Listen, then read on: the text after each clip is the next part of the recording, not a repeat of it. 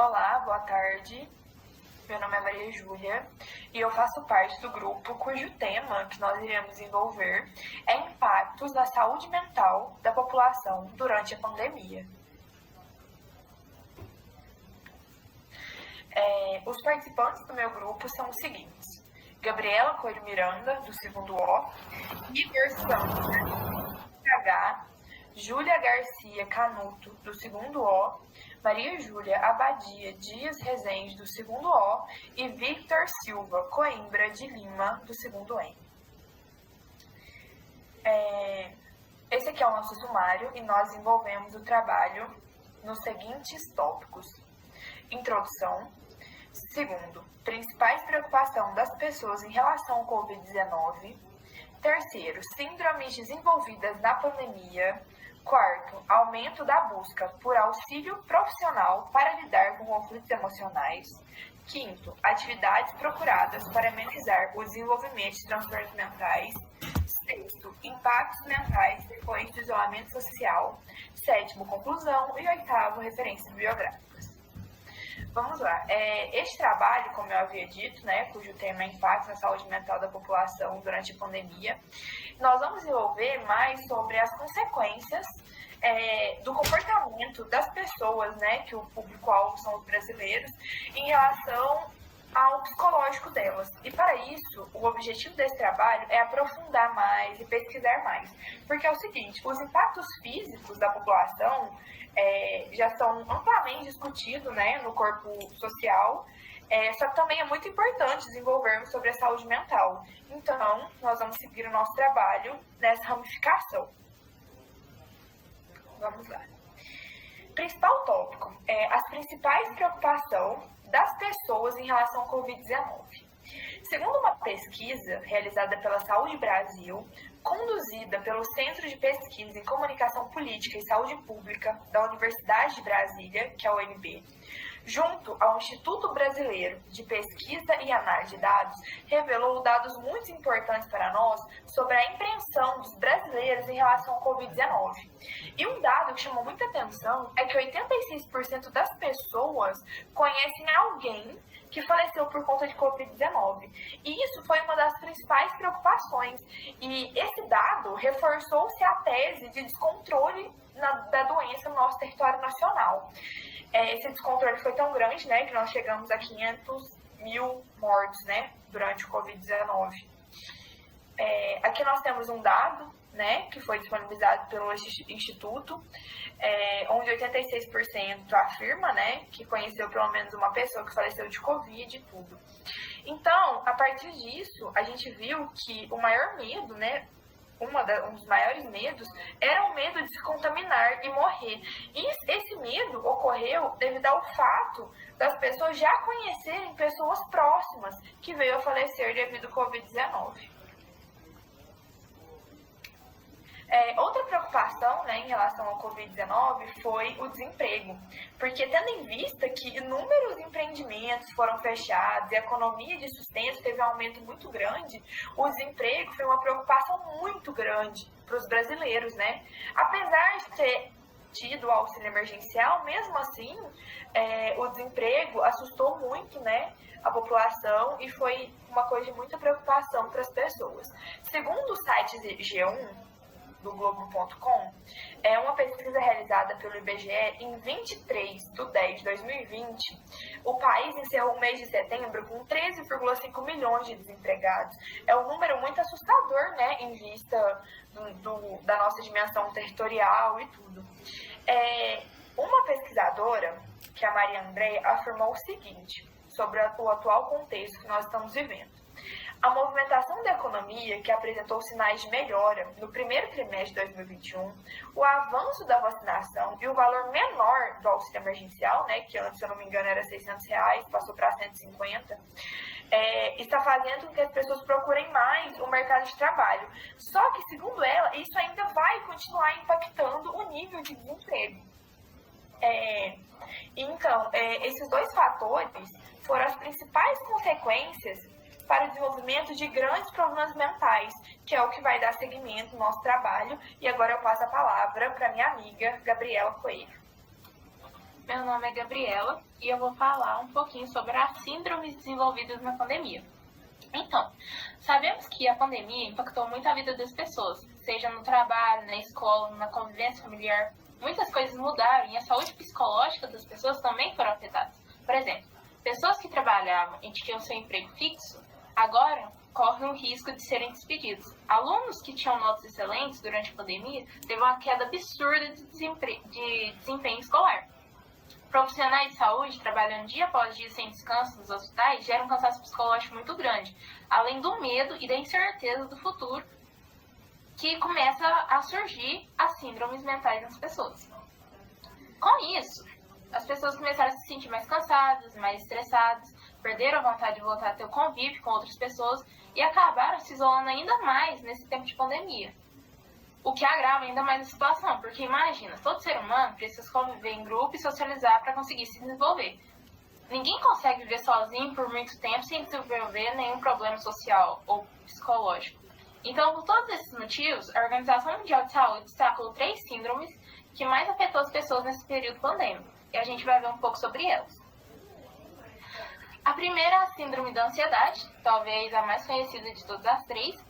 A síndrome da ansiedade ela é desenvolvida a partir de conflitos psicológicos que geram sentimentos ou comportamentos de aflições, devido a um medo muito grande do incerto, do futuro, do amanhã, entre outros. Então a gente pode pensar que na pandemia, onde a maioria das pessoas não sabe se amanhã ainda vão ter um emprego, se vão conseguir entrar na faculdade, se vão conseguir ver seus familiares novamente ou pagar as dívidas, isso leva a uma série de incertezas do futuro. Porque a gente não sabe o que vai acontecer. Essas incertezas fazem os sintomas de ansiedade e depressão a se acentuar no indivíduo. Então, e seguindo, né, a segunda síndrome é a síndrome do estresse. Essa síndrome pode ter o mesmo motivo da síndrome da ansiedade, mas geralmente essa síndrome é mais desenvolvida entre os adultos. E isso tem um motivo. E o motivo é o seguinte: adultos geralmente se preocupam com contas para pagar, horas de trabalho, preocupação com os filhos e não tiram tempo para descansar, o que gera um aumento de estresse muito grande, porque o cérebro e a mente não descansam. Então as pessoas começam a se estressar mais facilmente, ficam mais agressivas e perdem paciência muito, muito rápido. Isso é extremamente agravante. E por último, temos a síndrome da cabana, a menos popular de todas, mas também muito importante. A síndrome da cabana ela é desenvolvida a partir de uma mudança muito radical de rotina de um dia para o outro, o que faz total sentido com a pandemia. Por exemplo, em um dia todo mundo ia trabalhar, estudar, sair com os amigos para festa, bar, para se divertir. E no outro, todo mundo foi obrigado a se isolar em casa por causa do Covid. E essa mudança rápida de rotina faz com que as pessoas se sintam tristes, com medo, porque elas não estavam esperando por isso. Elas não esperavam por uma crise de saúde mundial tão impactante igual aconteceu. E, além disso, também pode ocorrer a síndrome da cabana ao contrário. Como, por exemplo, depois de 2 anos de pandemia, a gente acostumou com o isolamento. Lógico que no começo foi difícil, mas a gente se acostumou com a rotina em casa. E daí, do nada, a gente é obrigado a frequentar presencialmente a escola de novo e trabalhar na empresa novamente. E é aí que ocorre o choque reverso, porque as pessoas se acostumaram a socializar, as pessoas ficaram recuadas com medo de interagir com outras pessoas, porque aquilo já não fazia mais parte de sua rotina normal. Então, esse retorno também causa incerteza e estranhamento entre nós. Então, essas foram as 3 síndromes evidenciadas pela Organização Mundial de Saúde. E agora eu passo a fala para o Victor. Olá, meu nome é Vitor e falarei sobre o aumento da busca por auxílio profissional para lidar com conflitos emocionais. Como a gente sabe, né, é fato que a pandemia impactou, querendo ou não, negativamente na saúde mental das pessoas, fazendo com que a busca por auxílio profissional, me refiro a psicólogos, psiquiatras, né, aumentasse bastante. E segundo especialistas, dado aos efeitos negativos do atual contexto em que vivemos, no caso a pandemia da Covid-19, né, a demanda continuará alta nos anos seguintes. Segundo uma pesquisa realizada pelo Instituto Ipsos, contendo Por 30 países ao redor do mundo, o Brasil é o quinto, onde os entrevistados mais sentiram piora no quadro mental. E este número, por incrível que pareça, corresponde a incríveis 53%. Gente, o que analisando é um número impressionante e assustador, dado que é mais da metade das pessoas que participaram. E como já é evidenciado, os motivos para essa piora mental são diversos. A gente pode citar aqui o medo de morrer, o desemprego, o distanciamento social e entre diversos outros, né? Então, eu vou finalizar minha fala por aqui e passo a palavra para a Júlia. Oi, eu sou a Júlia e eu vou falar das atividades procuradas para prevenir o desenvolvimento de transtornos mentais. Então, é fato que a pandemia trouxe muitos problemas e entre eles vários transtornos mentais estão inclusos. De acordo com uma pesquisa da Mastercard realizada em 13 países, tendo o Brasil incluso, as pessoas criam estratégias para cuidar da saúde mental. Por exemplo, temos algumas atividades. Muitas investem o tempo com a família, amigos, e também tempo em relaxar e em cuidados com a saúde mental, por exemplo, terapias, roda de conversas e essas coisas. Uma coisa que cresceu bastante também nessa pandemia foi o streaming. A Netflix, por exemplo, ganhou pelo menos cerca de 200 milhões de assinantes pelo mundo, porque as pessoas têm procurado maneiras de passar o tempo, procuram tipos de entretenimentos. Os jogos também cresceram bastante, não só no Brasil, mas pelo mundo, como mostra o gráfico a seguir. Né? Podemos ver que o Brasil tem uma porcentagem bem boa, né, com os jogos. Então, os jogos são fundamentais para as pessoas ansiosas também, por exemplo. É uma maneira de distrair e estar alheio às notícias ruins que a mídia proporciona, né?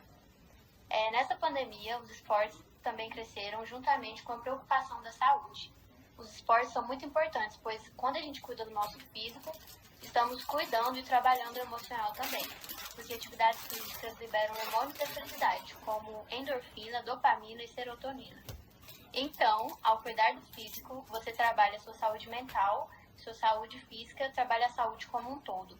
Então, essas atividades podem ser feitas em casa, por exemplo, yoga, meditação, essas mais focadas em um tipo de relaxamento, né, em um estado de relaxamento, mas também caminhadas, dança. Então, tem muitas atividades que as pessoas estão procurando para poder prevenir o desenvolvimento de transtornos mentais.